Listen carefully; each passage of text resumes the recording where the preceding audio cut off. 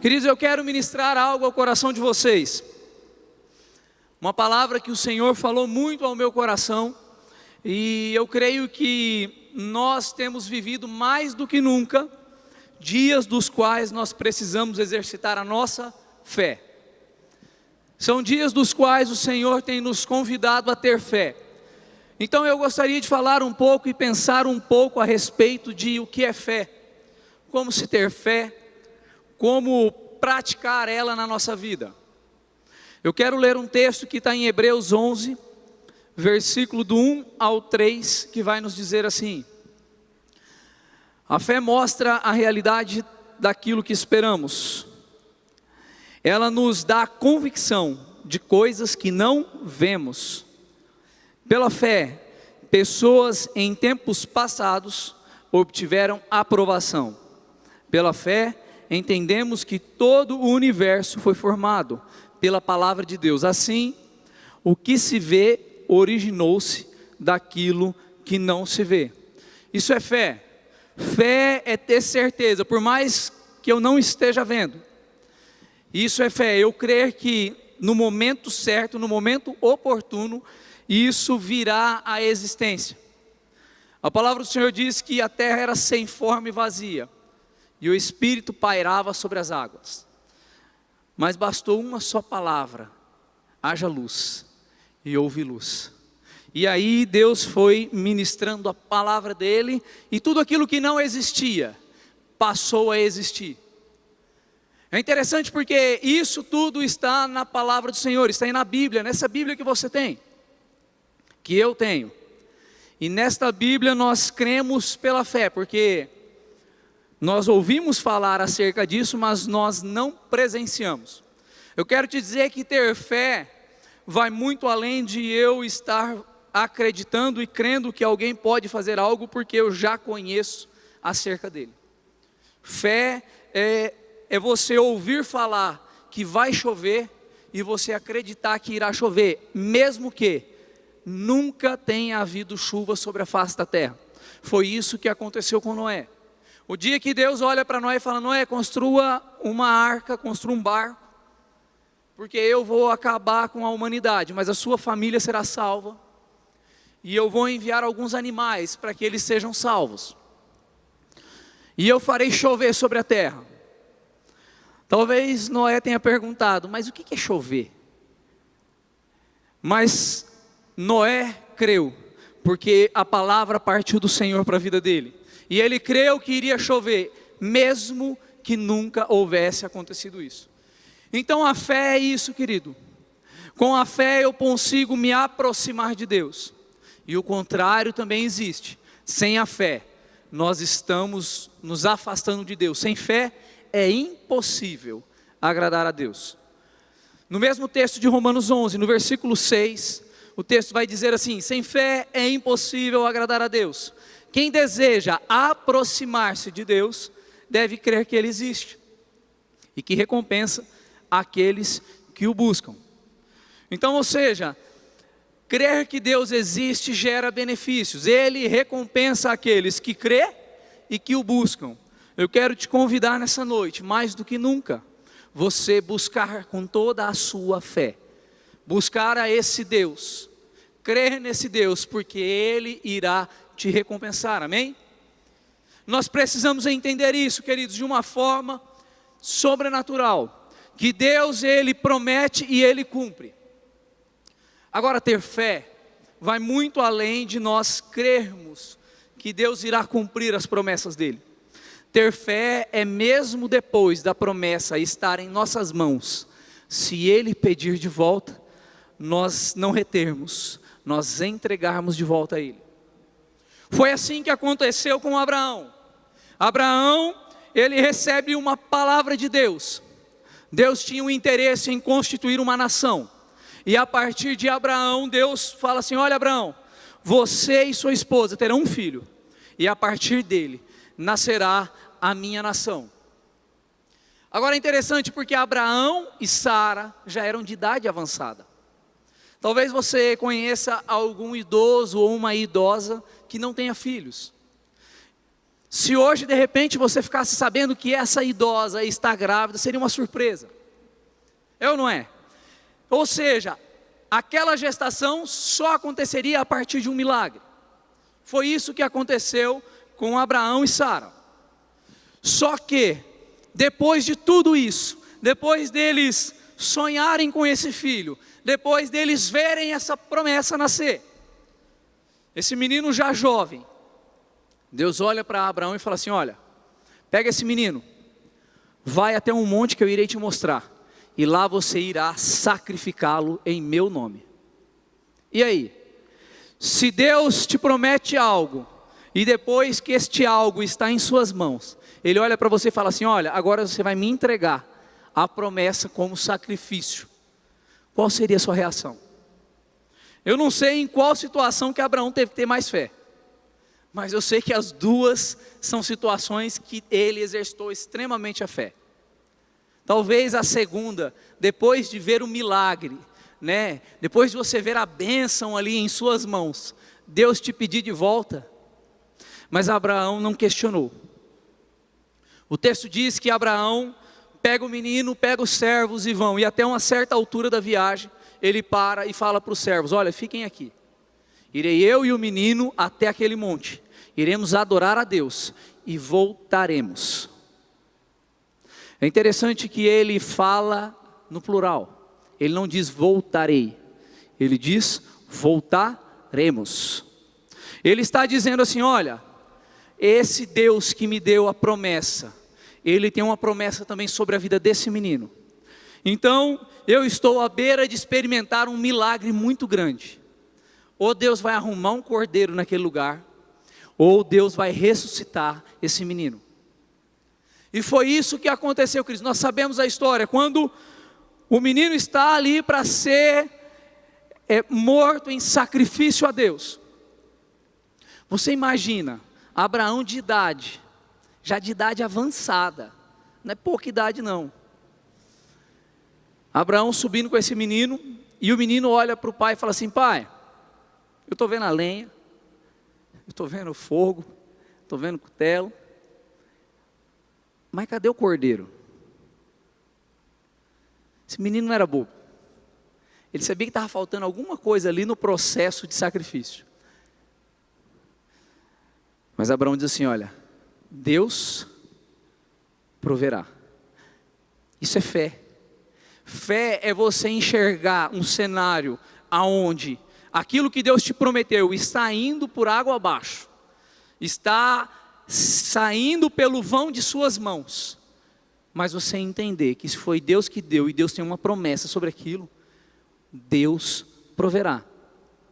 Eu quero te dizer que Deus irá prover na sua casa, querido. Eu não sei o que você tem passado por dificuldade, eu não sei o que Deus tem te pedido para devolver a Ele, mas eu quero te dizer, Deus proverá. Esse menino, ele sobe obediente, e eu fico imaginando a cena, esse menino amarrado.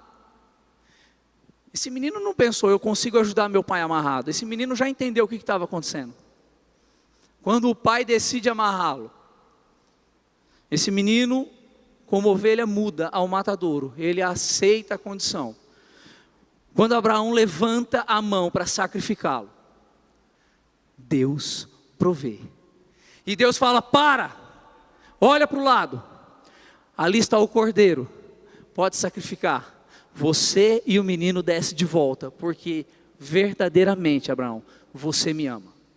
Nós precisamos, quando for colocado à prova, diante de Deus, precisamos ser achado como Abraão, alguém que tem fé e que ama esse Deus, querido. Precisamos entender que nós temos que, mesmo que depois de muito sacrifício, a promessa foi alcançada. Se Deus nos pede, nós não podemos reter, amém? Eu não sei o que você tem que entregar nessa noite a Deus. Eu não sei qual que é o teu Isaac. Eu não sei o que você precisa entregar em sacrifício ao Senhor. Talvez não seja um menino, mas talvez seja o seu coração. Talvez o que Deus está te pedindo nessa noite, Ele está te dizendo: olha, eu te livrei tantas vezes da morte. Não era para você estar aqui nessa noite, não era para você estar assistindo essa live essa noite. Mas eu, que sou o Deus, te coloquei nesse ambiente, para que você nessa noite entregue como sacrifício o teu coração. Talvez o que Deus esteja te pedindo nessa noite é que você entregue o seu coração a Ele, querido. Não retenha, não tente barganhar com Deus. Se Deus te pediu, entregue, porque o Deus da provisão, sempre que Ele te pede algo, é porque Ele quer gerar algo novo na sua vida, Ele quer gerar uma nova experiência, uma nova oportunidade de um relacionamento mais íntimo com Deus. Precisamos ter isso muito claro em nossos corações. Agora, quando eu falo a respeito de fé, eu preciso entender que quem tem fé abençoa vidas. Quem tem fé gera bênção para a vida dos outros. Talvez você que é pai sabe do que eu estou falando. Nós queremos que os nossos filhos sejam abençoados. É ou não é? Nós queremos que os nossos filhos sejam melhores do que nós. Quando um filho nosso alcança um patamar maior do que o nosso, nós celebramos. Esse é o desejo de todo pai. O desejo de todo pai é que o filho conquiste, que o filho realize, que o filho seja abençoado. Eu quero te dizer que o desejo do coração de Deus é o mesmo em relação a nós.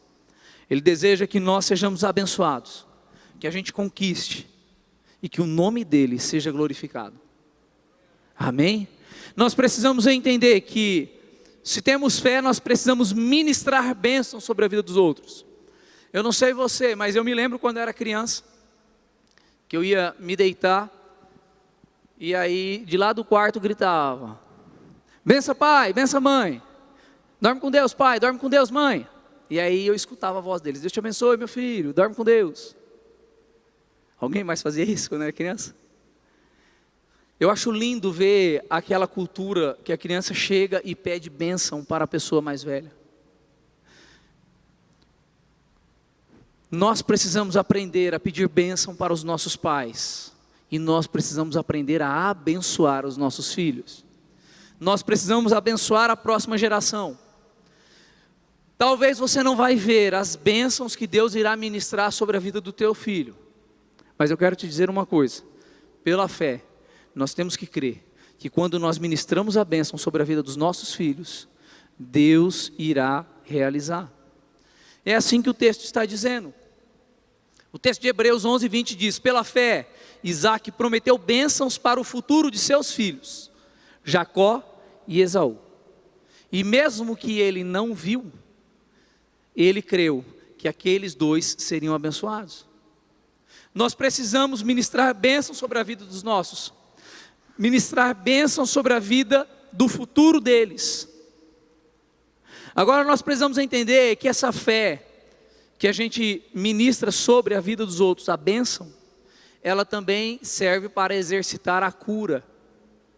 Precisamos entender que para se obter cura, é preciso fé. Sempre que Jesus ia e curava alguém, o que ele dizia? A tua fé te curou, a tua fé te salvou. Não é assim que está no texto? Se nós olharmos as escrituras no Novo Testamento, sempre que Jesus cura alguém, ele usa a expressão: a tua fé te curou, a tua fé te salvou. Então ele está dizendo que a cura e a salvação é por meio da fé. Agora é interessante porque quando ele curava, ele dizia: a tua fé te salvou. Você sabe por quê? Porque quando Jesus ele vem e nos cura fisicamente, o interesse maior é a cura espiritual. O interesse maior dele é gerar uma cura não só física, mas uma cura espiritual. Você sabe por quê? Porque por mais que ele me cure fisicamente, um dia este corpo vai voltar para o pó. Agora, a cura que ele gera em nossa alma, essa fé que gera a salvação, essa é para a eternidade. Então eu quero te dizer que Deus quer que você tenha fé. Deus quer que você tenha fé não só para a cura física, mas para a cura espiritual. Deus quer que você tenha fé para que haja salvação em sua vida. Quem tem fé não faz acepção de pessoas. O texto de Tiago 2, de 1 a 3 vai nos dizer assim: meus irmãos, como podem afirmar que têm fé em nosso glorioso Senhor Jesus Cristo, se mostram favorecimento a algumas pessoas? Se, por exemplo, alguém chegar a uma das suas reuniões, vestido com roupa elegante e usando joias caras, e também entrar um pobre com roupas sujas, vocês derem atenção ao que está vestido bem, dizendo-lhe: sente aqui neste lugar especial. Mas ao pobre disserem: fique em pé ali, ou sente pelo chão. O apóstolo Tiago aqui ele está dizendo assim: olha, como que você fala que você tem fé, se uns você trata bem e outros você trata com desdenho?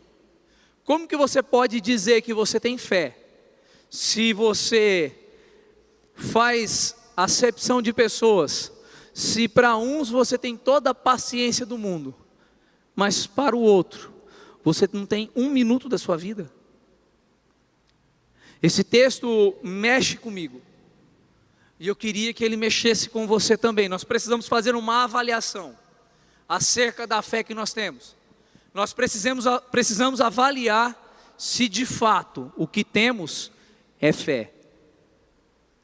Porque esse texto está dizendo: se eu faço essa diferença entre as pessoas, eu não tenho fé em Jesus Cristo. Eu posso ter fé em qualquer outra coisa, mas em Jesus Cristo eu não tenho fé. Precisamos nos avaliar, queridos. Precisamos rever o nosso conceito acerca desses valores. Tiago continua dizendo acerca de fé, que a fé sem obras ela é morta. Ou seja, fé sem obras não serve de nada. Precisamos entender que todo aquele que tem fé precisa demonstrar obras. E eu quero ler esse texto aqui com vocês. Tiago 2:17 vai dizer assim: como vem a fé em si mesma, a menos que produza boas obras, está morta. Mas alguém pode perguntar: uns têm fé, outros têm obras.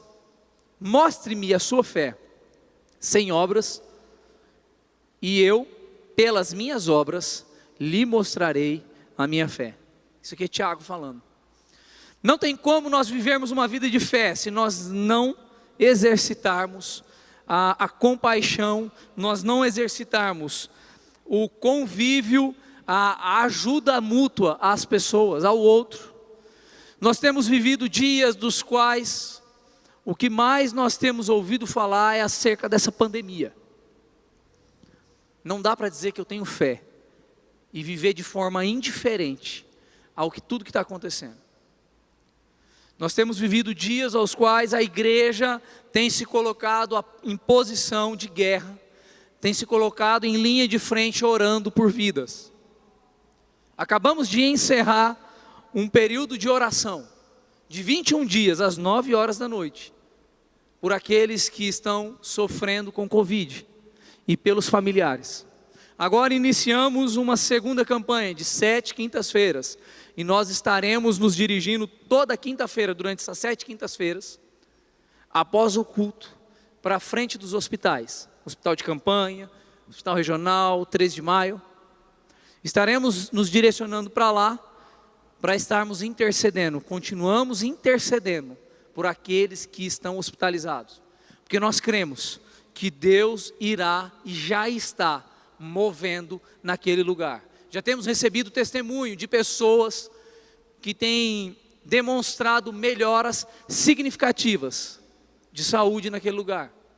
Você vai falar para mim, pastor, mas tem gente morrendo. É verdade, tem gente morrendo, mas eu quero te dizer que Deus está movendo naquele lugar, E nós vamos ouvir falar de muitos milagres dentro dos hospitais. Nós vamos ouvir falar de médicos entregando a vida para Jesus. Nós vamos ouvir falar de enfermeiros, de toda a equipe que trabalha nesses hospitais, vendo o milagre de Deus. Não houve um tempo tão oportuno igual agora, para que Deus realize milagres, para que vidas possam ser salvas. Sempre que Jesus realizava um milagre de cura, a proposta ali não era uma cura física, mas é para que os outros vissem e pudessem também entregar as suas vidas a Ele. Ou seja, todo milagre físico, ele é acompanhado do alcance para a salvação. Então nós vamos ver sim, muitas pessoas entregando a vida para Jesus nesse período. Porque nós entendemos que isso é um tempo de Deus. Eu tenho escutado algumas pessoas falarem que essa doença é do inferno. Eu quero te fazer uma pergunta. Quem que mandou as pragas para o Egito? Quem que mandou as pragas para o Egito? Foi Deus. Se tem uma coisa que o diabo é dono, é da mentira. Isso o diabo é dono. Essa pandemia não vai durar nenhum dia a mais do que Deus já determinou para ela. Não vai morrer uma pessoa a mais do que Deus já determinou que morresse com essa pandemia. Agora, uma coisa é fato: muita gente vai ser salva, muita gente vai entregar a vida para Jesus. Então nós precisamos crer, nós precisamos sim orar, precisamos entrar em um propósito de oração. Eu não quero passar essa pandemia e olhar para trás e ver todo o milagre que Deus realizou, e eu falar: poxa vida, eu não gastei nenhum dia daquele período orando por aquelas pessoas. Sabe, não dá para nós dizermos que somos cristãos, somos pequenos cristos nessa terra. Não dá para dizer que nós entregamos a nossa vida para Jesus e estamos cumprindo o propósito dele aqui, se nós não nos envolvermos com esse propósito, se nós não nos envolvermos com essa realidade de interceder pelos enfermos, orarmos para que haja cura naquele lugar. Precisamos exercitar a nossa fé, amém? Eu quero convidar você, todos vocês, fazerem isso. Talvez você ainda não tenha participado da primeira campanha de oração, mas você tem a oportunidade de participar dessa. Você tem a oportunidade de se colocar na linha de frente. Você vai falar: pastor, mas eu não estou com nenhum familiar, nenhum amigo meu internado. Pois é, mas você precisa orar por aqueles que estão. Nós precisamos se importar com o próximo. Porque eu orar por aqueles que são meus amigos e orar pelos meus familiares, eu não estou fazendo nada demais. Eu preciso orar por aqueles que eu não faço ideia de quem seja. Esses dias para trás eu peguei aquela lista, pastor, de oração, e tinha um nome lá, eu não me lembro agora o nome, mas tinha um nome que era terminado em I. E tem uns nomes que são terminados em I que você não sabe se é homem ou se é mulher. É ou não é assim?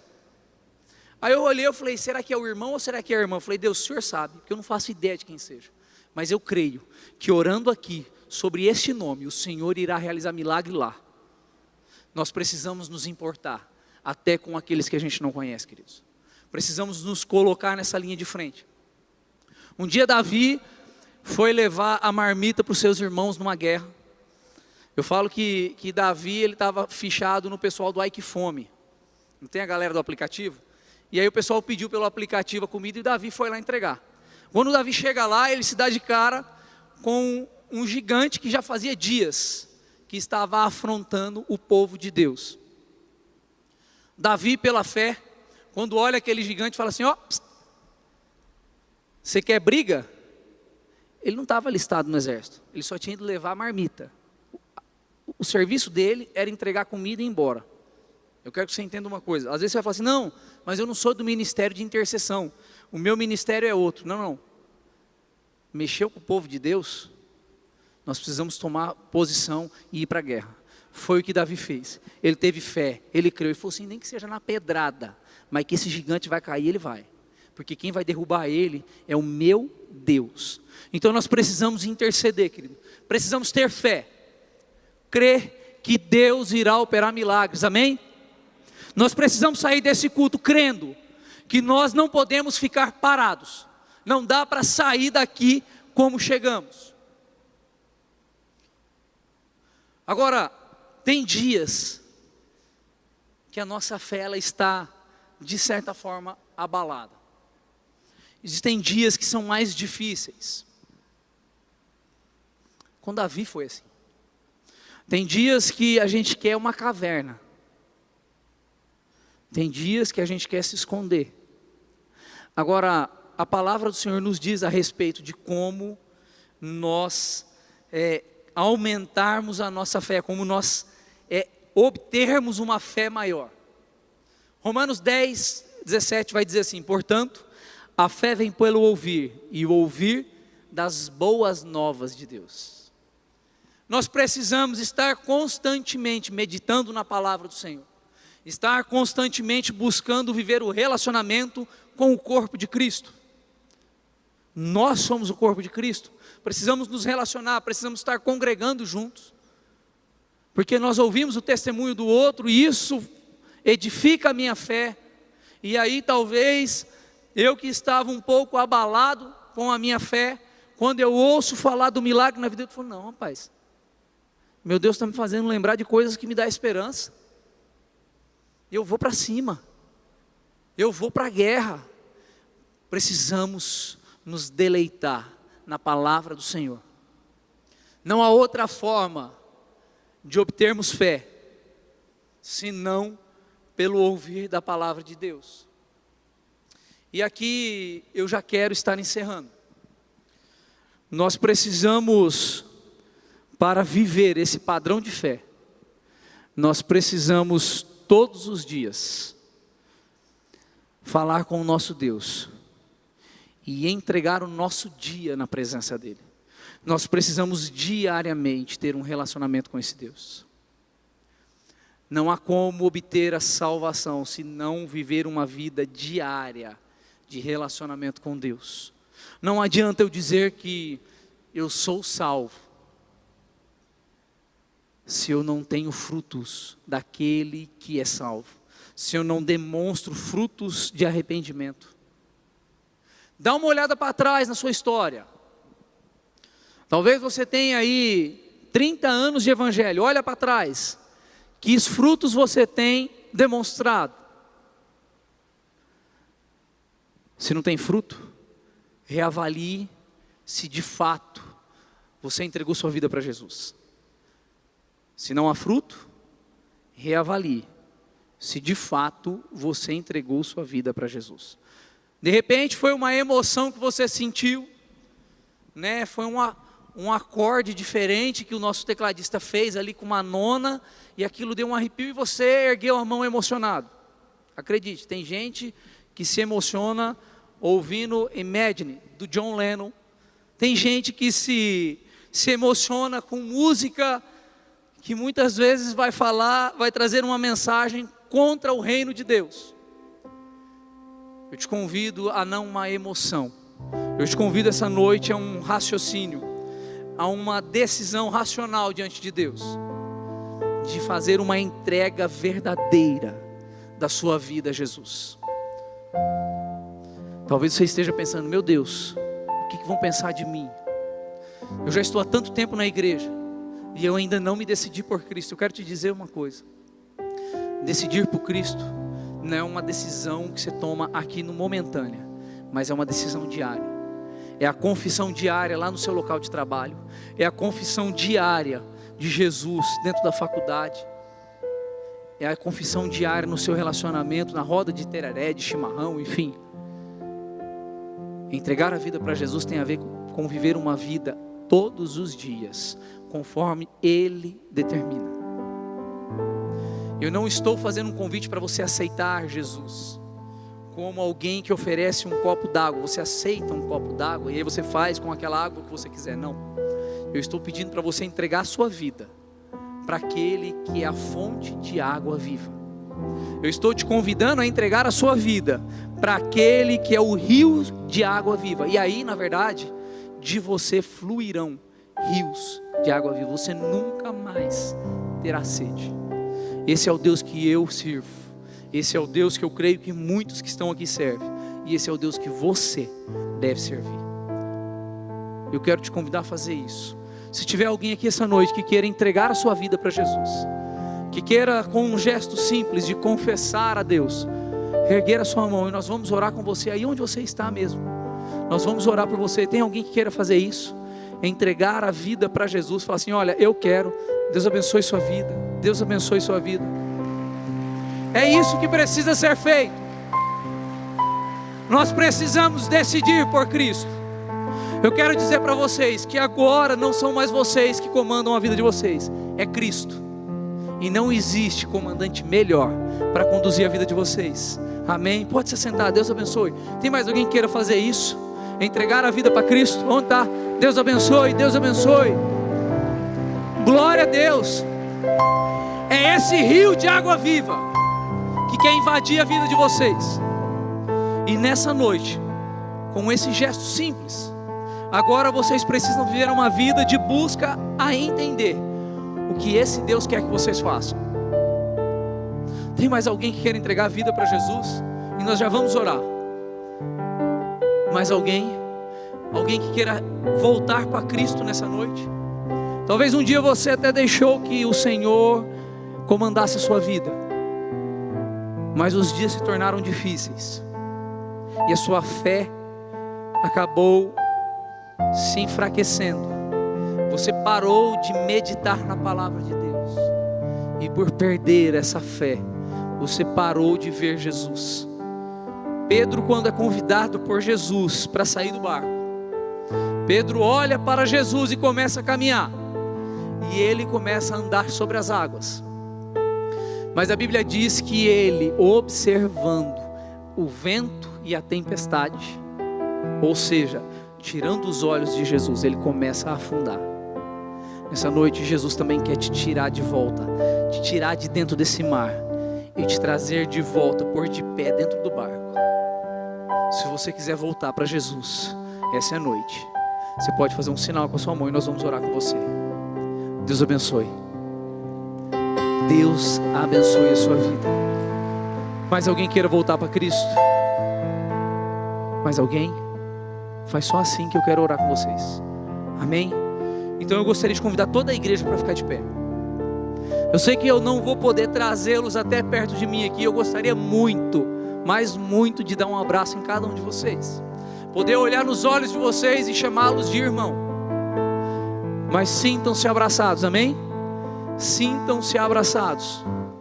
Somos irmãos, somos membros do mesmo corpo. Agora o seu problema também é o meu problema. Nós nos importamos com vocês, amém? Não deixe de se relacionar dentro da comunidade.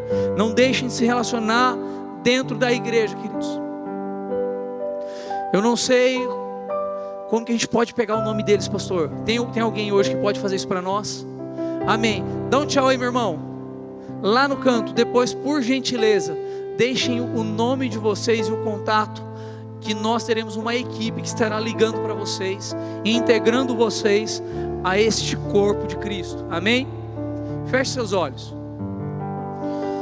Pai, nós queremos te dar graça, Deus, porque nós entendemos que o Senhor é um Deus que cura, mas também é um Deus que salva.